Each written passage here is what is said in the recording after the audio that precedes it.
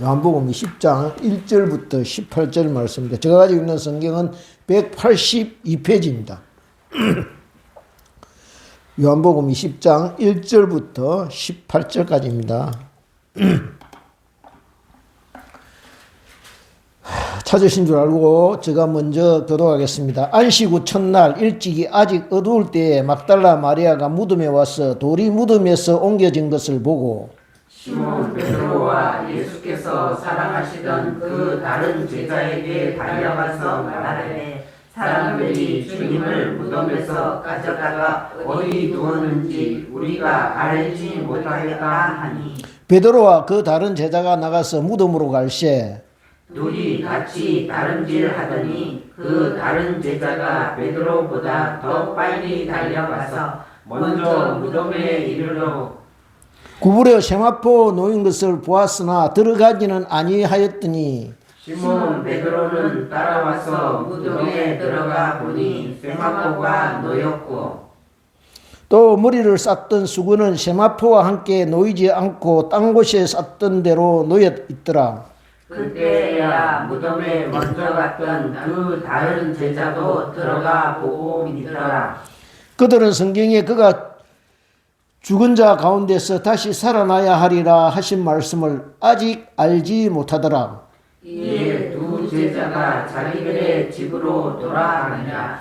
마리아는 무덤 밖에 서서 울고 있더니 울면서 구부려 무덤 안을 들여다보니 시몬 입은 두 천사가 예수의 시체를 뉘었던 곳에 하나는 머리편에 하나는 발편에 앉았더라. 천사들이 이르되 여자여 어찌하여 우느냐 이르되 사람들이 내 주님을 옮겨다가 어디 뒀는지 내가 알지 못함이니이다. 이 말을 하고 뒤로 돌이켜 예수께서 서 계신 것을 보았으나 예수이신 줄 알지 못하더라. 예수께서 이르시되 여자여 어찌하여 울며 누구를 찾느냐 하니 마리아는 그가 동산직인 줄 알고 이르되 주여 당신이 옮겼거든 어디 두었는지 내게 이르소서 그리하면 내가 가져가리이다. 예수께서 마리아야 하시거늘 마리아가 돌이켜 히브리 말로 라보니 하니 이는 선생님이라는 말이라. 예수께서 이르시되 나를 붙들지 말라 내가 아직 아버지께로 올라가지 아니하였노라. 너는 내 형제들에게 가서 이르되 내가 내 아버지 곧 너희 아버지 곧 내 하나님 곧 너희 하나님께로 올라간다 하라 하시니 같이 읽겠습니다. 막달라 마리아가 가서 제자들에게 내가 주를 보았다 하고 또 주께서 자기에게 이렇게 말씀하셨다 이러니라. 잠깐 기도드리겠습니다. 주님, 저희들이 주님께서 부활하신 이날을 기념하여 저희들이 함께 모여 예배드리고 주님 부활을 기념하여서 저희들이 마음에 새겨서 평생 이 부활 소망 가운데 살고자 이렇게 모여 주님 찬양하고 예배드립니다. 주님 이 자리에 오셔서 이 찬양과 예배를 받아 주시옵소서. 부족한 것, 이 생명의 말씀, 부활의 말씀, 이 천국의 비밀의 말씀을 감히 어떻게 전하겠습니까? 부족하고 둔한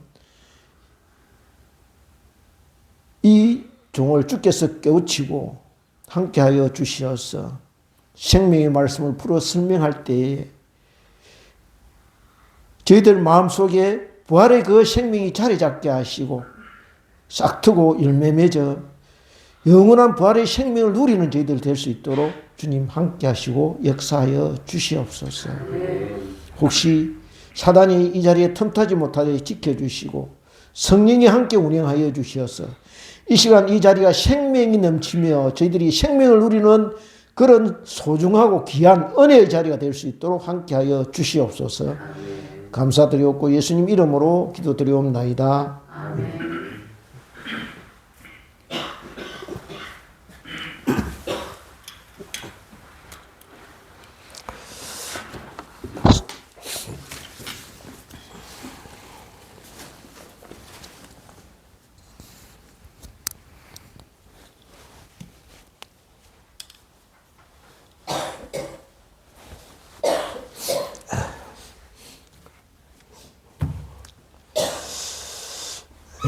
하나님께서 사람을 위하여 베푸신 역사를 크게 두 가지로 정리할 수 있다면, 먼저는 우주 만물을 말씀으로 창조하신, 그리고 사람을 함께 창조하신 제1창조와 그 다음 죄로 인하여 타락하고 망가진 사람을 다시 재창조하신 제2창조인 예수 그리스도의 부활 사건을 들 수 있을 것입니다. 그래서 요한 사도는 요한복음을 시작하면서 태초에 말씀이 계시니라 하고 그리스도께서 이 땅에 오심을 그렇게 소개하고 있습니다. 그리고 말씀 안에 생명이 있음을 알리고 이 생명이 사람들의 빛이다라고 선포하고 있는 것을 볼 수 있습니다. 왜요? 그 생명은 영원한 생명이며 다함이 없는 생명이기 때문입니다. 그가 말하는 생명은 부활의 생명이기 때문입니다. 오늘 우리는 방금 교독한 말씀을 통하여 그 부활의 생명을 최초로 전한 한 이름 없고 존재감 없는 그런 여인을 만나보게 됩니다. 즉 그녀가 어떻게 부활의 주님을 만나게 되었는지, 어떻게 주님의 부활을 정한 첫 증인으로 그렇게 기록될 수 있었는지 그 현장을 같이 한번 찾아가 보고자 하는 것입니다. 다 같이 요한복음 20장 1절 말씀을 같이 합독하겠습니다.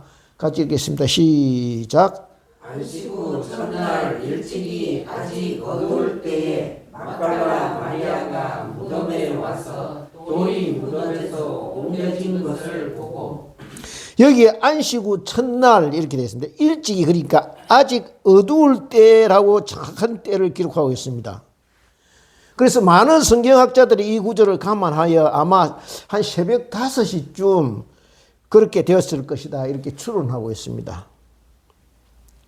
그러나 이 표현은 요한이 정확한 때를 표현하라 한 것이라기보다는 여기 아직 어두울 때라고 한 표현을 들어서 제자들을 포함한 예수님을 따르는 그런 사람들이 아직 영적으로 성숙하지 못해서 예수님의 부활을 제대로 인식하지 못하고 깨닫지 못하였다.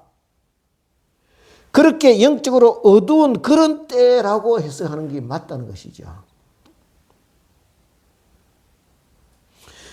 거인은 이 뒤에 일어나는 이런 여러 에피소드를 이렇게 살펴보면 금방 이렇게 우리가 알 수 있게 됩니다. 여기 요한복음에는요, 이렇게 무덤을 찾아간 여인들을 막달라 마리아 혼자로 기록하고 있지만은, 여기 요한복음에는 그렇게 기록하고 있지만은, 다른 복음서를 살펴보면요,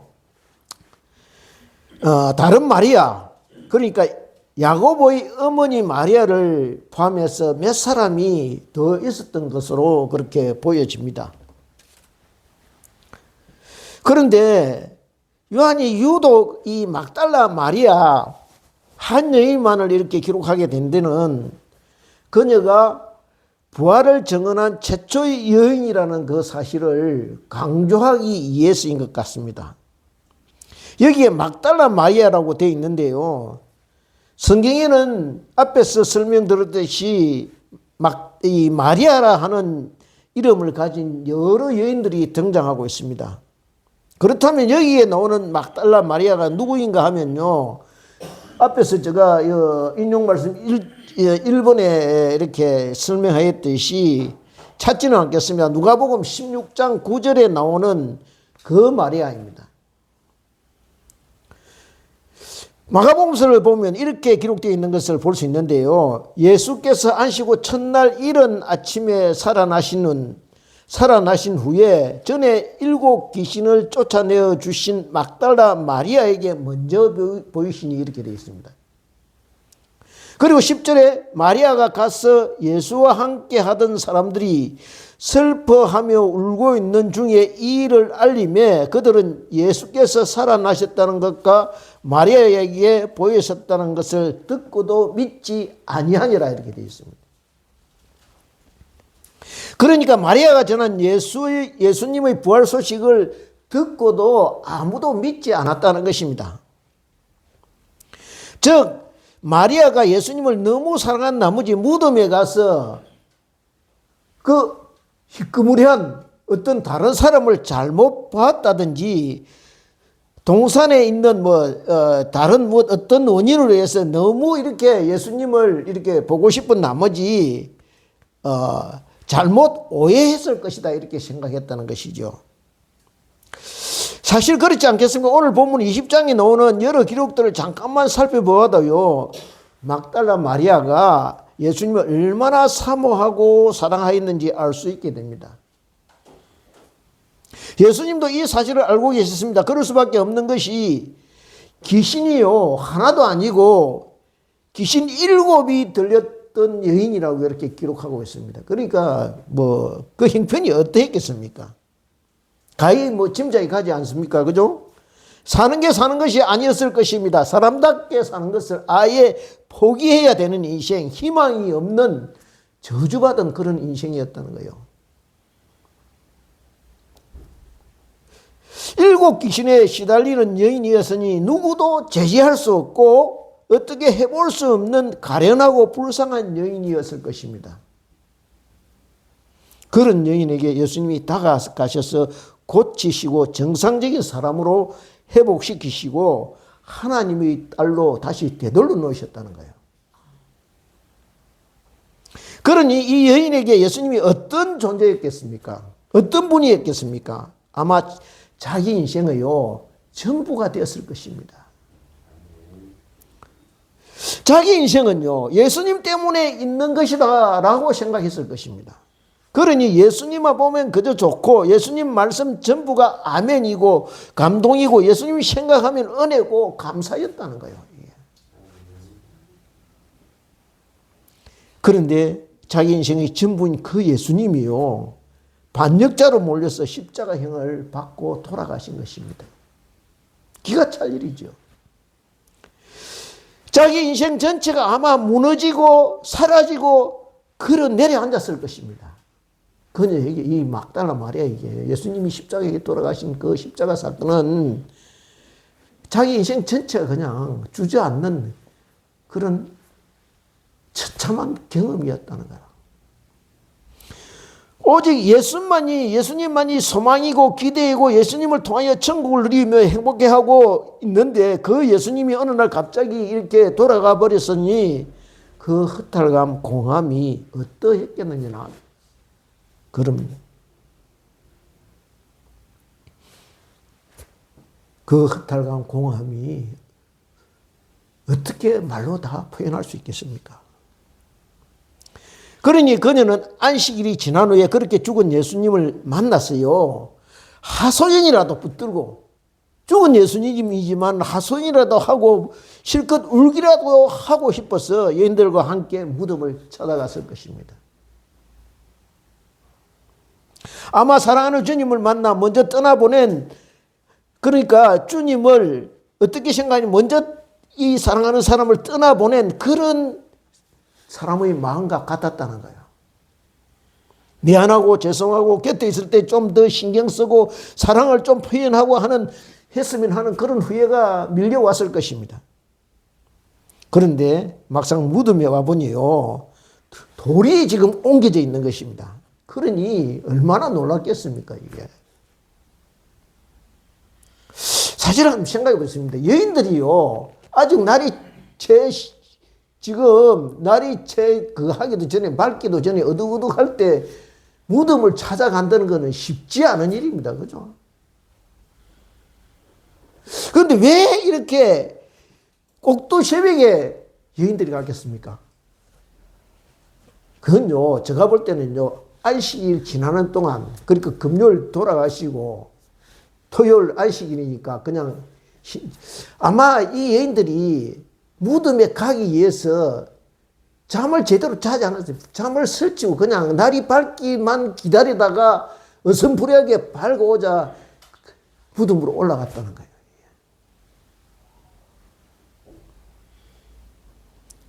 예수님 시신의 발을 항요로 가지고 무덤을 찾아왔는데 그 무덤이 열려 있으니 여인들이 놀라서 아마 그 자리에 그냥 주저앉아 버렸을 것입니다. 그러다가 좀 정신이 들었겠지요. 우리가 이럴 것이 아니라 이 사실을 어떻게 해요? 제자들에게 먼저 알려야 되겠다. 그렇게 생각하십니다. 그래서 제일 수제자 되는 베드로와 요한에게 달려갑니다. 달려가서 알린 것입니다. 막달라 마리아가요, 이렇게 달려가면서 무엇을 생각했겠습니까? 누군가 우리가 꼼짝하고 있는 안식일 동안에 예수님의 시체를 훔쳐갔거나 옮겨갔을 것이다. 그러니 누가 예수님의 시체를 가져갔는지 다시 찾아와야 된다. 제자들에게 빨리 원래의 자리로, 그래서 제자들에게 알려서 원래의 자리로 다시 돌려놓아야 된다. 이렇게 생각했을 거라는 거예요. 자, 그러면 이제 2절을 보겠습니다. 2절을 20장 2절을 같이 읽겠습니다. 시작. 시몬 베드로와 예수께서 사랑하시는 그 다른 제자에게 달려와서 말하되 사람들이 주님을 무덤에서 가져다가 어디 두었는지 우리가 알지 못하겠다 하니. 사람들이 주님을 무덤에서 가져다가 어디 두었는지 우리가 알지 못하겠다 하니, 이렇게 되어 있습니다. 그죠? 그렇습니다. 지금요, 막달라 마리아가 찾는 그 주님은 진짜 예수님, 살아계신 예수님이 아니라 예전에 그녀가 알고 있던 사랑하는 예수님, 인간적인 감정으로 만나고 사모하고 사랑했던 그 예수님이라는 거예요. 그런데 그 예수님이 이제 부활하셔서 살아나셨고 이 세상에 없는 분이라는 거예요. 이 예수님을 요한이 어떻게 표현하고 있습니까? 사람들이 주님을 무덤에서 가져다가 어디에 뒀는지, 즉 무슨 말입니까? 그 예수님은요, 우상과 같이 어떻게 해요? 사람들이 어디 가져가고 어디다 보존하는 그런 예수님이란 거예요. 우리도 이럴 때가 돼요. 예수님, 살아계신 예수님 만나지 못, 교회 나와서도 살아계신 예수님 만나지 못하면요, 그냥 와서 예수님한테 이렇습니다, 이렇습니다 하고 위로나 받으려고 하고 생명의 예수님을 만나지 못하면 이럴 수가 있다는 거예요. 그런데 그 예수님은 참 예수님이 아니라는 거예요. 내가 인간적으로 알고 친숙하게 지내던 그 예수님을 어떻게 해요? 떠나보내야 참 살아계신 예수님을 만나게 된다는 거예요. 아멘. 그렇습니다. 저와 여러분이 사람들이 어디다 가져가고 어디다 두며 섬기는, 사람들이 옮겨 다니는 예수님이 아니라 오직 살아계신 예수님, 부활이고 나의 생명 되신 예수님을 날마다 만나는 기쁨을 누리시기를 소원합니다. 아멘. 이렇게 마리아로부터 예수님의 무덤이 비어있다는 소식을 전해들은 베드로와 요한이 숨이 턱에 차도록 이제 무덤으로 달려가죠. 그래서 앞서거니 뒤서거니 하나 달려갑니다. 그리고 요한이 먼저 도착했지만은 성미 급한 베드로가 곧장 무덤 속으로 들어갑니다. 그것이 이제 4장 5장에 4절 5절에 걸쳐서 이렇게 나와 있죠. 이제 6절 7절을 같이 보세요. 6절 7절을 같이 읽겠습니다. 시작. 시몬 베드로는 따라와서 무덤에 들어가 보니 세마포가 놓였고 또 머리를 쌌던 수건은 세마포와 함께 놓이지 않고 딴 곳에 쌌던 대로 놓여 있더라. 여기에 요한이 그때 본 무덤 속 장면을 지금 자세히 설명하고 있는데요. 어떻게 되어 있느냐 하면 몸을 쌌던 세마포와 머리를 쌌던 수건이 함께 놓여 있지 않고 따로따로 각자 이렇게 놓여 있다는 거예요. 그 당시 유대인들이 시신을 매장할 때 어떻게 하느냐 하면요, 발을 굴 입구 쪽으로 하고 얼굴을 굴 안쪽으로 이렇게 안치하게 되어 있는데, 이렇게 머리하고 몸을 따로 세마포로 따는 것이 장례의 갈례라는 거예요.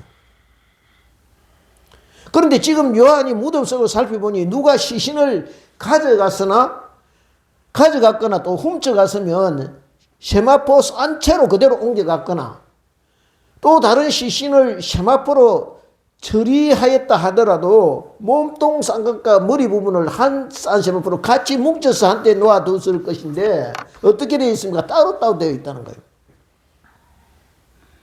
마치요, 누에 고치가 허물을 벗듯이 그렇게 동물이 어떤 자기 껍질을 벗듯이 그렇게 고스란히 몸만 빠져나가고 시신을 감싸고 있던 세마포는 그대로 남아있는 그런 상태가 되어 있다는 것이죠. 그런 이 모습을 본 요한과 베드로도 참 이상하다라는 생각을 가지게 되었을 것입니다. 저는요, 이 구절을 묵상하면서 어떤 생각을 하게 되었느냐 하면은, 부활이란 다른 것이 아니라요, 죽어 있는 나를 묶어놓고 가려놓고 막아놓고 있던 것들로부터 내 영혼이 자유함을 얻게 되는 것. 아멘. 거기에서 온전히 빠져나오게 되는 것, 죽음의 지배를 더 이상 받지 않게 되는 것, 내가 더 이상 죽음의 두려움을 겁내고 그렇게 두려워하지 않는 것, 떨지 않는 것. 그러면 이때까지 저와 여러분을 올가매고 있던 세상적인 근심, 걱정, 불안, 염려와 영원히 결별하는 것, 세상에 붙잡아 있던 겉사람을 벗어버리는 것, 이것이 부활의 축복이라는 거예요. 아멘. 그래서요, 성경, 즉 예수 그리스도의 부활의 영으로 호흡하게 되면요, 첫 번째 찾아오는 것이 무엇이냐 하면, 말할 수 없는, 설명할 수 없는 하늘의 평안이라는 거예요. 아멘. 그 평안을 내가 누리고 있는가? 날마다 그 평안 가운데 내가 살아가는가? 그것을 누리며 주님 주시는 평안으로 사는 저와 여러분이 되시기를 축원드립니다. 아멘. 8절을 보겠습니다. 이제 8절을 읽겠습니다. 합독하겠습니다. 시작. 그때야 무덤에 갔던 그 다른 제자도 들어가 보고 믿더라. 여기에, 그런데 여기 그 다른 제자, 즉 요한도 믿었다고 되어 있는데 무엇을 믿었다는 것입니까? 예수 그리스도께서 다시 살아났다는 것을 믿었다는 말입니까? 아닙니다. 그게 아닙니다. 그냥 막달라 마리아의 말, 사람들이 주님을 무덤에서 가져다가 어디 두었다 하는 그 말을 믿었다는 것입니다. 왜요? 왜냐하면 구절을 한번 봅니다. 구절을 같이 읽겠습니다. 시작. 그들은 성경에 그가 죽은 자 가운데서 다시 살아나야 하리라 하신 말씀을 아직 알지 못하더라. 그렇게 부활을 안 믿었다는 거예요. 아예 믿을 생각조차 조금이라도 알지 못했다는 거예요. 여기에 성경은요, 성경에 그렇게 쓰여져 있는데도 그것을 알지 못하였다고 기록하고 있죠. 여기에 성경은 오늘날의 성경을 말씀하는 것이 아닙니다. 구약 성경에 그렇게 되어 있다는 것입니다. 요한이 말하는 예수님의 부활을 예언한 이 구약의 성경 구절은 우리가 같이 한번 찾아보겠습니다. 다윗의 시편 16편 8절부터 11절 811페이지입니다. 시편, 다 같이 시편 16편 8절부터 11절입니다. 811페이지. 찾으셨습니까? 찾으셨으면 같이 합독하겠습니다. 16편 8절로부터 11절입니다. 시작. 내가 여호와를 항상 내 앞에 모심이요 그가 나의 오른쪽에 계심으로 내가 흔들리지 아니하리로다. 이러므로 나의 마음이 기쁘고 나의 영도 즐거워하며 내 육체도 안전히 살리니 이는 주께서 내 영혼을 소홀에 버리지 아니하시며 주의 거룩한 자를 멸망시키지 않으실 것임이니이다. 주께서 생명의 길을 내게 보이시리니 주의 앞에는 충만한 기쁨이 있고 주의 오른쪽에는 영원한 즐거움이 있나이다. 여기에 내 육체도 안전히 살리니 라고 되어 있고 10절을 보면은 이는 주께서 내 영혼을 소홀에 버리지 아니하시며 주의 거룩한 자를 멸망시키지 않으실 것입니다 하고 고백하고 있는 것을 볼 수 있습니다. 이처럼 다윗 왕이 거의 10편에서 이미 예수님의 부활을 예언하고 있는 것입니다. 그래서 사도행전 2장에 보면 어떻게 되어 있느냐 하면 오순절을 맞이해서 예루살렘에 모여든 사람들을 향해서 베드로가 이 구절을 인용해서 예수 그리스도의 부활에 대해서 외치는 것을 우리가 볼 수가 있습니다. 비단 구약 성경에서만 예수님의 부활을 주님의 부활을 예언했습니까? 아닙니다. 십자가를 앞두고요, 주님은 거듭 몇 번씩이나 내가 유대인의 미움을 받아 십자가를 지고 죽음의 길을 가게 될 것이고 그런 후에 3일 만에 살아나게 될 것이라고 제자들에게 직접 성만찬 자리에서도 말씀하셨습니다. 그런데도 그들은요 흘려듣고 제대로 듣지 않았습니다. 왜요? 귀담아 들을 아예 생각조차 안 했다는 거예요. 그것을요 요한은 아직 알지 못했다고 기록하고 있는 것입니다. 이렇게 알지 못하니까 어떻게 됩니까? 부활의 현장을 지금 목격하였으면서도 그것을 알지 못해 믿지 못하게 되니까 늘 하던 그대로 일상으로 돌아가게 되는 것입니다. 그래서 10절 같이 10절 같이 읽겠습니다. 시작. 이에 두 제자가 자기들의 집으로 돌아가니라. 집으로 그냥 돌아가 버립니다. 새로운 일이 일어날 수가 없는 것입니다. 그들의 인생의 새 역사가 쓰여질 수가 없는 것입니다. 늘 그날이 그날이고 적당히 살다가 흙으로 지은 집 무덤으로 돌아가게 되는 것입니다. 우리가요 부활의 주님을 만나지 못하면 늘 일상이 지루한 일상이 똑같은 그런 일상이요 반복된다는 것입니다.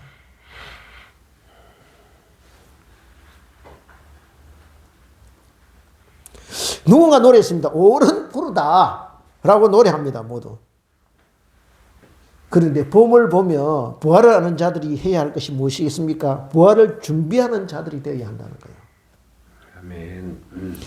하나님께서 그가 만드신 작품 자연 속에서 부활의 코드를 여러 곳에 심어 놓으셨습니다. 제가 매번 드리는 말씀입니다. 그래서 요한이 무덤 속의 장면을 설명하면서 마치 꽃지 속에 갇혔던 나비가 날아가고 빈 껍데기만 남아있던 같은 모습으로 모사했는데요. 그것처럼 벌레를 통해서도 하나님은 말씀하고 계신다는 거예요. 그렇게 껍질을 벗고 모두 다시 태어난다는 겁니다. 우리가 알고 있듯이 곤충류 또는 각각류들, 개 같은 이런 각각류들 보면요, 모두 탈피를 합니다. 그죠? 그렇게 껍질을 벗고 다시 태어납니다. 그렇게 아래서 태어나서 땅에서 땅이 전부인 줄 알고 벌레가 되어 땅만 열심히 파먹고 살다가 때가 되면 어떻게 됩니까? 자기 껍데기를 벗고 하늘로 비상하는 것입니다. 하나님께서 이 땅 인생들에게 말씀하시는 것입니다. 나비를 봐라. 그럼 그것 보면 부활이 있다는 건 너희들 알 수 있지 않느냐. 그렇게 말씀하는 것 같지 않습니까? 미련한 이상들에게 이렇게 자연을 통하여 눈에 보이는 세상이 전부가 아니라고 말씀하시는 것입니다. 11절 1절 같이 읽겠습니다. 11절을 같이 읽겠습니다. 시작. 마리아는 무덤 밖에 서서 울고 있더니 울면서 구부려 무덤 안을 들여다보니 흰 옷 입은 두 천사가 예수의 시체 뉘었던 곳에 하나는 머리편에 하나는 발편에 앉았더라. 두 제자는 자기 집으로 돌아오고 혼자 남은 마리아는 서름에 꺾여서 지금 받쳐서 그렇게 울고 있습니다. 그도 그럴 것이요. 제자들에게 일러줬는데 그들은 한번 슬쩍 왔다가 보고는 무덤을 그렇게 보고는 아무런 행동도 조치도 하지 않고 그대로 집으로 돌아가 버립니다. 아니 마리아가 그렇게 일러주었으면 무슨 모지 관리인을 찾아가서 뭐 알아본다든지 무슨 행동을 한다든지 해야 할 터인데 그냥 관심밖에 그렇게 일 취급하듯 그렇게 가버리고 맙니다. 그죠? 왜냐하면 제자들은요 모두 하나같이 주님이 십자가에 죽으시고 땅에 묻혀버림으로써 모든 것이 끝나버렸다고 생각했기 때문에 이제 주님과의 관계는 끝났다고 이렇게 생각한 것이죠. 그래서 주님의 시신을 다시 되찾는 것은 아무 의미 없는 일이라고 생각했다는 거예요. 마리아가 그렇게 울면서 무덤을 들어보니 12절 보니까 흰옷 입은 두 천사가 예수의 시체에 누웠던 곳이 하나는 머리편에 하나는 발편에 앉았더라. 그렇게 되어 있습니다. 여기에 갑자기 안 보이던 천사가 등장합니다. 그런데요, 이 천사는 요한복음에만 기록되어 있는 것이 아니고 사복음서 곡이 똑같이 등장합니다. 그런데 이렇게 나오는 천사들의 모습이 각각 복음서마다 서로 다른 내용으로 소개됩니다. 다만 요한의 경우에는 본문 말씀을 참고해 보면 제자들이 돌아가고 난 후에 마리아 혼자서 울고 있는데 제자들이 왔을 때는 안 보이던 그 천사가 마리아 혼자서 울면서 무덤 안을 쳐다보고 있을 때 등장한다는 겁니다. 마태복음 28장을 보면요, 안식 후 첫날 새벽에 여인들이 예수님 무덤을 찾아갔을 때 큰 지진이 나고 주의 천사가 하늘로부터 내려와 무덤의 돌을 굴려내고 그 위에 앉았더라라고 되어 있는 것을 볼 수 있습니다.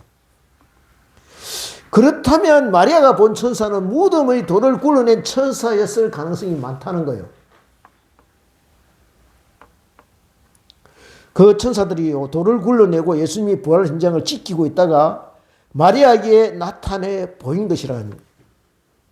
저는 이 예수님의 무덤 현장을 묵상하면서 느낀 것이 예수님이 십자가에서 돌아가시고 무덤에 묻히신 후 그 뒤의 시간들을 하나님께서 손을 놔버린 시간이 아닌가 그렇게 생각했습니다. 그런데 왜냐하면 사랑하는 독생자 아들을 십자가에 그렇게 처참하게 돌아가시게 하고 무덤에 가두어 버리신 아버지의 마음을 조금이라도 느낄 수 있었기 때문입니다.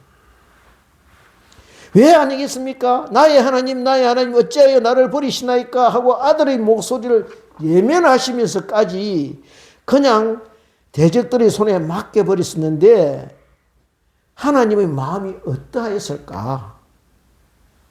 그런 생각이 들었기 때문입니다. 그런데 이 12절 말씀을 묵상하면서 하나님이 그냥 손 놓고 계신 것이 아니었구나. 죽은 아들의 몸을 누구도 손대지 못하게 천사들을 보내어 지키도록 하셨구나 하고 느끼게 되었습니다. 어디 예수님 뿐이겠습니까? 정말 저와 여러분의 경우도 마찬가지일 것입니다. 여기 보십시오. 마리아가 너무 마음이 무너져 무덤 속을 들여다보며 울고 있을 때 예수님을 지키고 있던 천사들을 보여주십니다. 왜요? 마리아의 마음을, 상한 마리아의 마음을 위로해 주시기 위해서입니다. 누가 예수님의 시신을 몰래 훔쳐갔다고 생각하고 있으니까 하나님께서 마리아의 마음을 아시고 이렇게 말씀하시는 것입니다. 마리아야, 걱정하지 마라. 애야, 너무 마음 아파하지 마라. 내가 천사를 보내어 이렇게 빈틈없이 지키고 있었단다 라고 사인을 보내주셨다는 거예요. 그래서 안심시켜 주셨다는 것이죠. 이제 13절을 보겠습니다. 13절 같이 읽겠습니다. 시작. 천사들이 이르되 여자여 어찌하여 우느냐 이르되 사람들이 내 주님을 옮겨다가 어디 두었는지 내가 알지 못함이니이다. 천사들이 묻습니다. 여자여 어찌하여 우느냐? 모르고 묻겠습니까? 지금 알고 묻는 것입니다. 마리아가 이릅니다. 사람들이 내 주님을 옮겨다가 어디 두었는지 내가 알지 못함이니이다 하고 대답합니다. 여기 보십시오. 마리아가 뭐라고 말합니까? 사람들이 내 주님을 하고 말합니다. 쓰인 그대로 사람들이 내 주님을, 내가 이때껏 알고 있던 그 주님, 내가 영원히 믿고 있는 주님이 아니라는 거예요. 그냥 살아생전에 내가 좋아하고 따랐던 그 주님, 나를 사랑하시고 긍휼을 베푸시어 나를 고쳐주시고 온전한 하나님의 딸로 만들어주신 그 주님, 하나님의 아들 살아계신 하나님이 아니라 내가 알고 있던 주님을 사람들이 어디다 숨겨 놓았다는 거죠. 즉 이 말은요, 또 하나는 그 주님을 내가 찾고 있다는 뜻 아니겠습니까? 14절을 보면 이런 의미가 확실히 14절을 같이 읽겠습니다. 시작. 이 말을 하고 뒤로 돌이켜 예수께서 서 계신 것을 보았으나 예수이신 줄은 알지 못하더라. 지금까지 그가 찾은 것은요, 육의 몸을 입고 계신 그 예수님이었습니다. 그렇기 때문에 그녀는 바로 자기 뒤에 예수님이 서 계시고 있음에도 불구하고 예수님을 알아보지 못했습니다. 왜요? 마리아의 뒤에 서 계신 예수님은요, 살아계신 예수님, 다시 사신 예수님이었기 때문입니다. 많은 사람들이 이 장면을 의아스럽게 생각합니다. 어떻게 모두들 다시 사신 예수님을 그렇게 몰라볼 수 있을까? 혹시 다른 사람이 아닐까 하고 의심합니다. 예수님의 제자들 모두가 믿지 않았으니 당연한 것입니다. 사실 사람이요, 죽었다가 다시 살아난다는 것이 말이 안 되는 소리입니다. 소리. 상식적으로 납득이 안 됩니다. 그냥 강신자들, 맹목적 신앙으로 예수에 붙들린 사람들이 하는 이야기라고 치부합니다. 그런데요, 이것이 교회 밖의 사람들뿐만 아니라는 겁니다. 제가 오늘 통계를 보니까 기독교인조차도 부활을 믿는 수치가 제가 정확하게는 기억 못하는데 40몇 프로밖에 안 돼요. 설문조사를 해보니까 43%인가. 절반 이상이 안 믿는다는 거예요. 무엇을 의미합니까? 그러면 무엇을 믿는다는 겁니까? 그냥요, 종교 생활이라는 거죠. 절에 다니듯이 그냥 다닌다. 그런데요, 창세기 1장 1절이 어떻게 있습니까? 우리가 잘 압니다. 창세기 1장 안 보고 우리가 암송할 수 있죠. 다 같이 합독하겠습니다. 시작. 태초에 하나님이 천지를 창조하시니라. 그렇습니다. 태초에 하나님이 천지를 창조하셨다고 되어 있죠. 이 창세기 1장 1절을 믿으면은요, 예수 그리스도께서 부활하셨다는 사실도 틀림없는 역사적 진실로 믿게 되어진다는 거예요. 말씀으로 천지를 창조하신 분인데 하시고자 하면 무엇인들 못하겠나니. 그런데 오늘 사단이 자꾸 사람들의 심령 속에 그럴듯한 이성적인 사고, 합리적인 생각, 과학적인 인본주의 사상을 집어넣어서 이 부활신앙을 거북해 하고 미신으로 여기게끔 만든다는 겁니다. 우리가요, 성경을 99% 믿고 1%는 안 믿는다 해도 그것은 안 믿는다는 거예요. 내가 성경 99% 믿고 1% 안 믿는다, 그건 안 믿는다는 이야기라는 거예요. 마리아가 그렇게 예수님을 보고서도 주님인 줄 알지 못하자 드디어 예수님께서 15절에 이렇게 하면 15절 같이 읽겠습니다. 시작.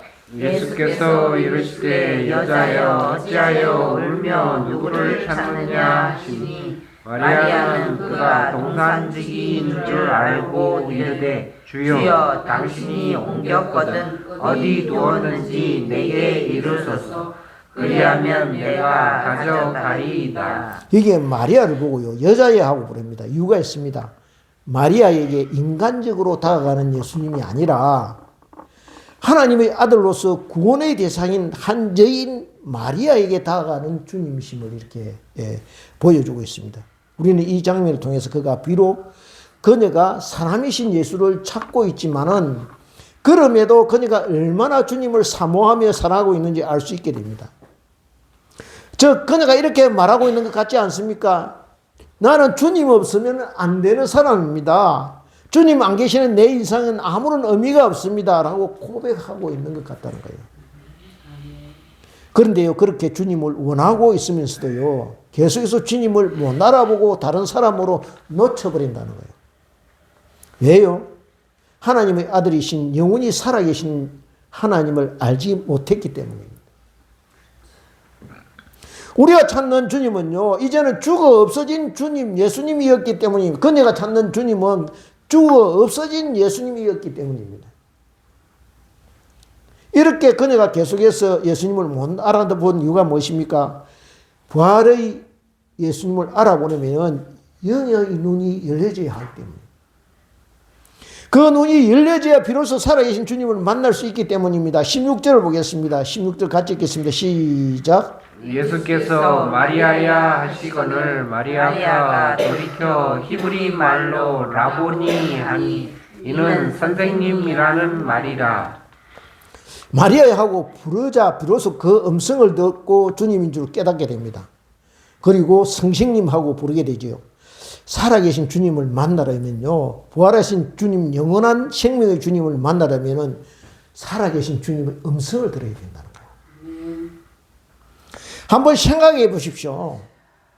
일부러 돌을 치우고요, 무덤에 돌이 그대로 두면 예수님 부활 안 하셨겠습니까?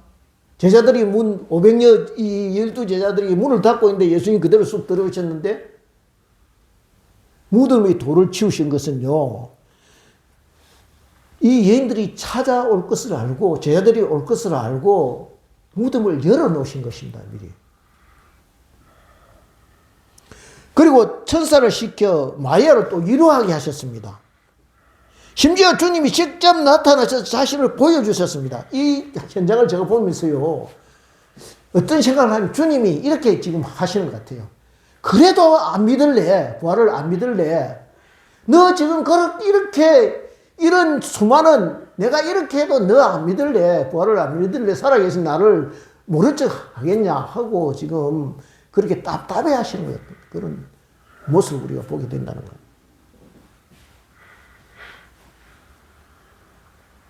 그런데 저와 여러분은 어떻습니까? 그냥 말씀만 듣고 주님 부활하신 것을 믿는다는 거예요. 아멘. 말씀만 듣고. 그래서 이것이 얼마나 크고 귀한 믿음이라는 거예요. 아멘. 왜냐하면 성령께서 이 믿음을 선물로 우리에게 주셨다는 거예요. 이 믿음을. 우리가 뭐 믿음이 있어 있는 게 아니고 성령께서 그렇게 믿도록 역사하셨다는 거예요. 아멘.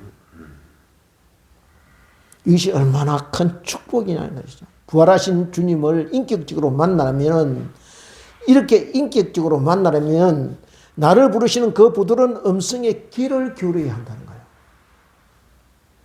그렇습니다. 지금도 주님은요, 간절하고 부드러운 음성으로 그렇게 부르고 계십니다. 저와 여러분이 마리아처럼 가까이 계신 주님을 알지 못하고 헤매고 있을 때 때로는 부드럽고 간절한 음성으로 부르고 계신다는 거예요.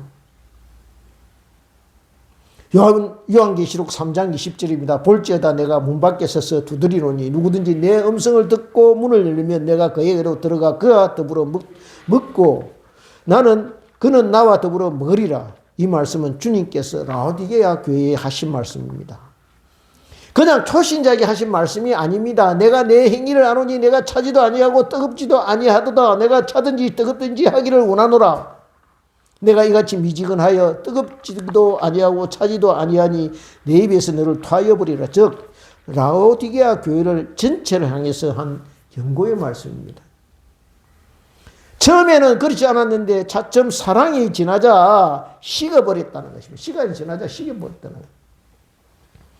그래서 주님께서 그 사랑을 회복하기 위해서 너를 만나고 싶다는 겁니다. 지금 너에게 다가가서 내 심령의 문을 두드리고 있다, 그렇게 말씀하고 계시는 것입니다. 그러니 내 영혼의 문을 열고 나를 맞아서 함께 먹고 마시고 그 사랑을 회복하자라고 말씀하고 계시는 것입니다. 그런데 여기 마리아의 반응을 한번 보십시오. 뭐라고 대답합니까? 선생님하고 대답합니다. 그러니까 그녀가 지금까지 알고 지내던 예수님이 어떤 예수님이라는 겁니까? 그냥 훌륭한 선생님이라는 거예요. 저 그녀가 이때껏 찾고 있던 예수님이 어떤 예수님이냐? 선생님이신 예수님이었다는 거예요.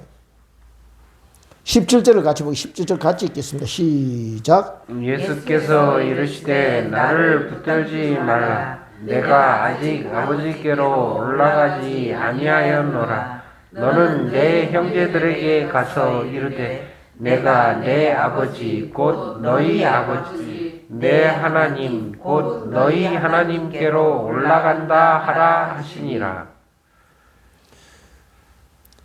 왜 예수님께서 정색을 하시며 자기를 붙들어 하는 마리아를 보고 나를 붙들지 말라고 하셨을까요? 이유가 있습니다. 왜냐하면 마리아가 알고 있는 예수님이 이때까지 육체적인 몸을 입고 계신 주님이라는 것을 아시고 계셨기 때문에, 나는 이제 그 육체의 몸을 벗어버렸다. 지금 내가 보고 있는, 네가 알고 있는 주님은 내가 알고 있는 육신의 이불을 슬퍼하고 옛날의 정서와 인간적인 정리에 붙잡혀 있는 그런 옛날의 예수님이 아니다. 그러니 옛날에 알고 있던 나로 대하지 말아달라 하는 뜻을 드러내고 계신 것입니다.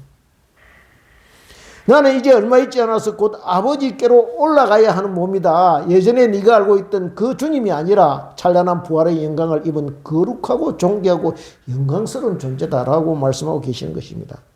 그러면서 뭐라고 말씀하십니까? 내가 곧 내 아버지, 곧 너희 아버지, 내 하나님, 곧 너희 하나님, 즉 내 아버지가 너희 아버지요 내 하나님이 너희 하나님이시다. 그렇게 말씀하고 계시는 것입니다. 무엇을 말씀하고 있습니까? 교회 공동체로 말씀하시는 것입니다. 예수 그리스도의 십자가 사랑에서 새롭게 탄생된 사랑의 공동체, 언약의 공동체, 거룩한 공동체인 교회 공동체의 출발을 말씀하고 계시는 것입니다. 예수께서 제자들을 뭐라고 부르십니까? 내 형제들에게 갔어라고 표현하고 있습니다. 하나님 아버지 안에서 한 형제가 되었다는 것입니다. 그래서 바울 사도는요, 로마서 8장 29절에서 여기 있습니다. 로마서 8장 29절에서 이 십자가 사건을 이렇게 표현하고 있습니다. 29절 같이 찾아보겠습니다. 249페이지입니다. 8장 29절 30절. 8장 29절 30절. 예. 249페이지. 예, 같이 읽겠습니다. 시작. 하나님이 미리 아신 자들을 또한 그 아들의 형상을 본받게 하기 위하여 미리 정하셨으니 이는 그로 많은 형제 중에서 맏아들이 되게 하려 하심이니라. 30절. 또 미리 정하신 그들을 또한 부르시고 부르신 그들을 또한 의롭다 하시고 의롭다 하신 그들을 또한 영화롭게 하셨느니라. 아멘. 의롭다 하신 그들을 영화롭게 하셨다고 되어 있죠. 동생하신 아들 예수 그리스도를 영화롭게 하신 것처럼 저와 여러분 또한 영화롭게 하셨다고 말씀하고 계시는 것입니다. 아멘.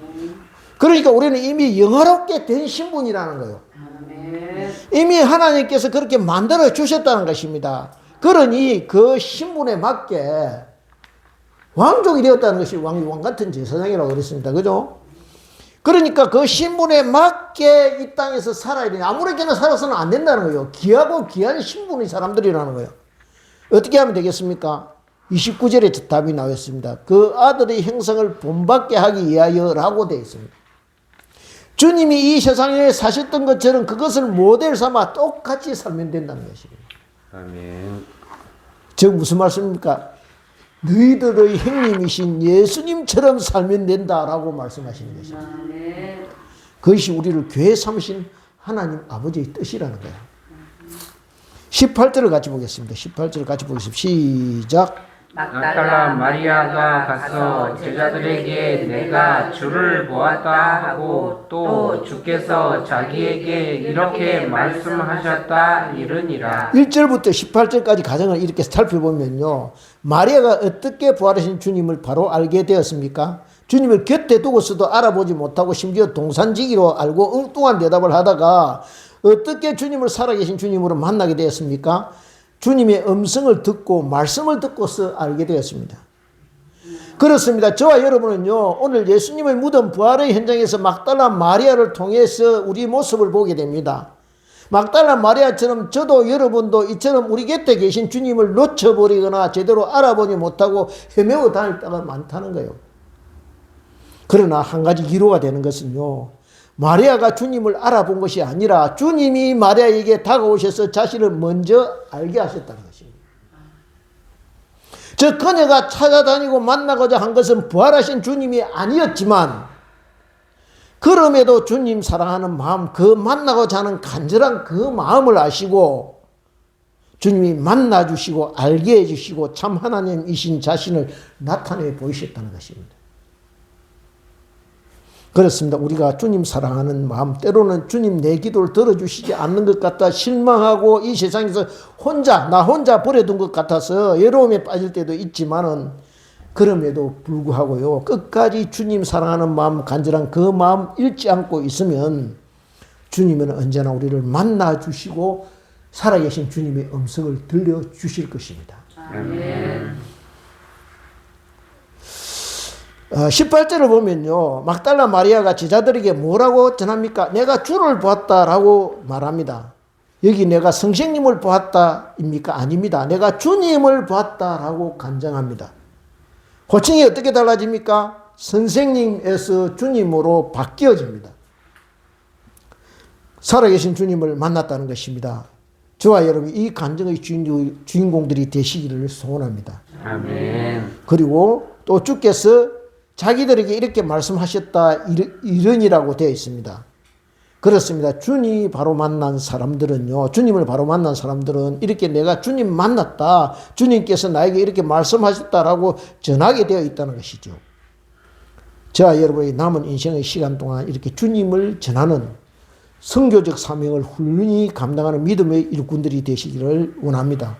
아멘. 우리 삶의 현장 곳곳에서 만난 살아계신 주님을 이처럼 전하는 주님의 증인들로 살게 되기를 소원합니다. 아멘. 그리할 때 주님께서 저와 여러분의 삶을 책임지시고 지키시고 도우시며 함께 하실 것입니다. 아멘. 이런 복된 사람들 다 되시기를 주님의 이름으로 축원드립니다. 아멘. 기도드리겠습니다. 아버지 감사합니다. 오늘 말씀을 통하여 막달라 마리아가 주님을 참 살아계신 주님을 만나는 모습을 그 장면을 우리가 묵상하였습니다. 주님 우리와 함께 계시소. 우리가 늘 주님을 살아계신 주님을 만나는 그런 귀한 믿음의 사람들 될 수 있게 하시고 우리가 어둠 속에서 헤매고 다닐 때 다른 것 찾지 않고 살아계신 주님의 음성을 들으며 살아계신 주님을 만나서 주님과 동행하는 저희들의 삶이 될 수 있도록 주께서 함께 하시며 역사하여 주시옵소서. 감사드렸고 예수님 이름으로